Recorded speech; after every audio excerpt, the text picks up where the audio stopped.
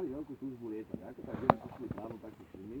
A bolo, že jedna taká veľká motorka sa napúkla dymom a vyletela vo z komína. A oni, ak to videli, ten pohyb hore, ich to uchvátil, povedali, že sa urobíme nejaký taký polgule, budeme lietať.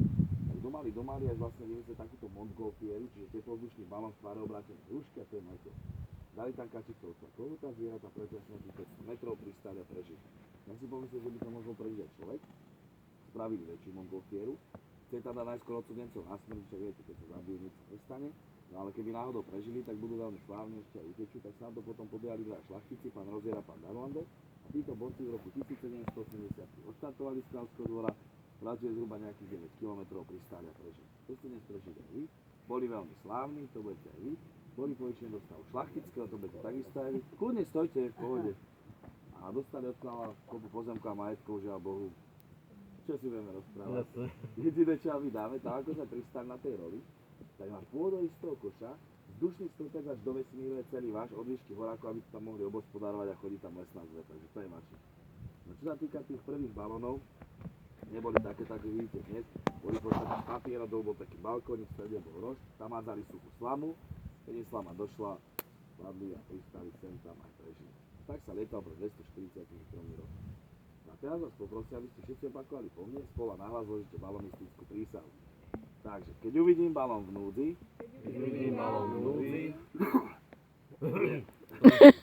budem už vždy na pomoci. Keby som v tom balóne bola ja, nechám sa prebezpečiť kapitána, z koša kľudne vyhodiť, či už v celku, alebo počastia. Tak prisahám. Ja vám to ďakujem aj ostatných pilotov, čo nás sa vidia. A keďže ste zložili prísahu, tak vás môžem popiť. Vzhľadom k tomu, vidíš tu niekde Matroš, asi na ceste, že? Či tu? No. Vzhľadom k tomu, že oni pred 240 rokmi netušili, že to funguje na princípe Archimedovho zákona, poprosím čapice dolu, že ten horúci vzduch v balóne je ľahšie a väčšie ako ten vzduch okolitý studený a preto to stúpa. Tak oni na počas tých prvých ľudí v histórii, čo napravili odvahu, začali všetkých ďalších, ktorí si zmení štyroch živov, ktorým oni v tej dobe nejak pripisovali tú silu a schopnosť letieť. A preto vás ja budem teraz krstiť mene zeme, od ktorej sme sa odpútali, a ku ktorej sme sa asi šťastlivo navrátili. Ja si to dopračím. Môžete otriasť, alebo nehať vyklíčiť. Budem vás krstiť mene trojoživla.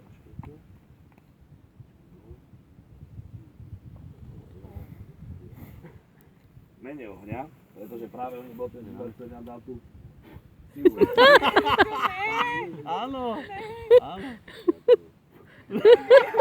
A mne čo? Krstím vás mene ohňa. A mne čo? A zároveň mene vetra. Tak ktorý teraz, že to je 4 copy? Ja ich takto spojím a oni sa stavia do topu dopred. No nič. Kokse. Nejte sa, aj sa, bradu máte a tam dlhšiu, nie ako vlastne. Nejte sa, aj sa neurobil plusgier. Mene ohňa, lebo ten nám dá tú silu letieť a mene vetra, to je to niekedy opalový prasok. Páči, oni dorastú. A idem kúkať do nikoho. V mene vetra to je to sfúknutie, lebo vietor nás vnáša na to miesto pristátia. No a samozrejme v mene šampanského, respektíve v mene vody, pretože voda je symbolom všetkého živého, je všade okolo nás. To je dobre zaprasené. A vás budeme krstiť v mene šampanského, lebo to je takým znakom a symbolom Francúzska krajiny, odkiaľ toto nádherné balónové lietanie pochádza.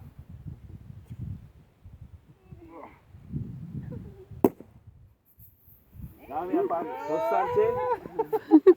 Povstaňte. Sorry. Teraz dostajte svoje nové vzduchoplavecké meno. Nepadlo to ešte niekomu na hlavu? Nie. Koľko razy ho nájdem v koši, na strechu nám padne a tak.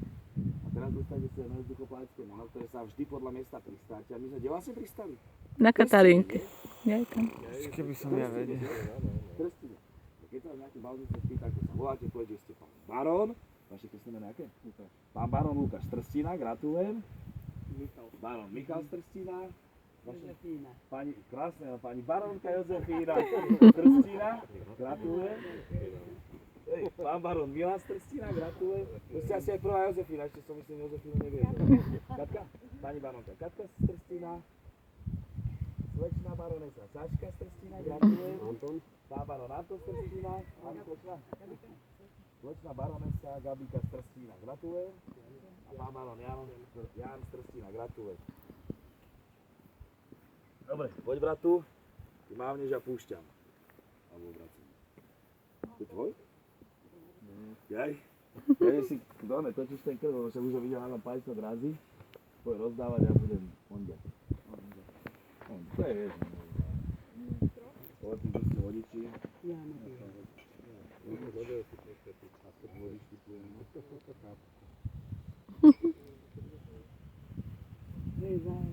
Dala prste.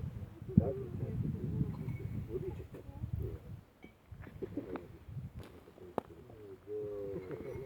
Vedel, čo má robiť. Kľudne dajte, kľudne. Lebo to musíme dobiť, to tradície. Ja som dobol pohárka. To sa urazí. Tu doplná, že? Tak trošku môžeš. Dobre. Ja som vodič, takže trochu iba. Počkaj, že si pripíjem. Dobre. Kto z vás môže? Ja? Jano. Jano. Jano. Tak vy môžete.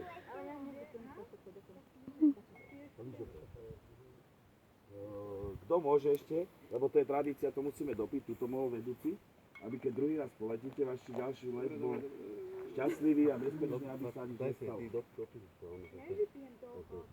Dobre, no čo? Pomalne. Bude možno brátiť pre sestričky. Áno. Tak, ešte mám túto zakapku. Na pripítok. Dámy a páni, pripíjam, že ste nabrali odvahu, vstúpili do balóna, vyleteli do 1300 metrovej výšky a hlavne na to šťastlivé a bezpečné pristátičko. Na vaše zdravie. Ďakujeme doprovodu, že nás prišiel zachrániť. Na zdravie. Ďakujeme fotografii, lebo že nie sú hríby. Áno. Ušetrila nám cestu. Poproste.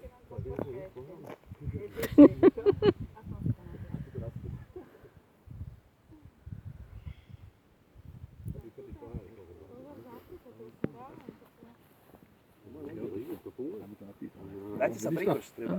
Že sa takto s košom cvakli. Alebo sa aj vylezte hore, sadnite hore na koš. Akože pohodička najmladšia. Dajte pohár. Nie na platu. Daruješ balón. Daruješ balón. Normálne si vyskočte hore na koš. No, keby ste si sadli, alebo tu dáte to jedno. No, tam máte stupačku. Neviem, tak je to. No neviem. Skúste, no. Tak to stačí. Dobre. Aj no. Nemáte romantiku už, tak? Ale celých aj s kolesom, aj sťavu. Dobre, teraz pusu. Možno nie ste brada sestra, alebo čo? Nech sa páči. Takže tak trpne, keď poviem pusu a teraz čaká, že, lebo niekedy sa stane, že ti brat zo sestrova, tak to mi väčšinou oznám. Ďakujeme. Jasné, jasné.